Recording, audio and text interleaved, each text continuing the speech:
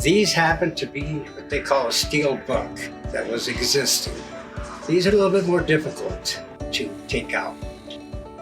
When they're taking them out, you got to be careful you do not scar up the brick, break the brick, or the drywall inside.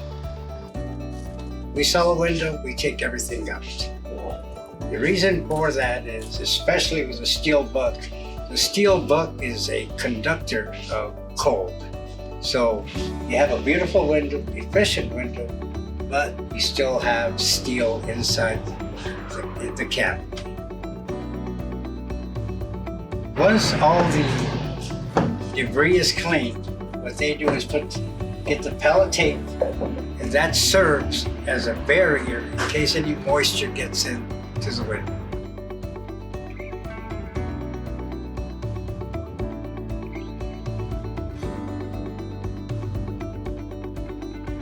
All our installers use a laser level.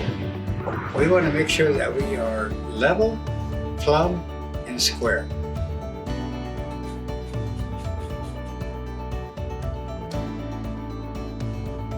They want to make sure that every window is functional, every reveal is safe.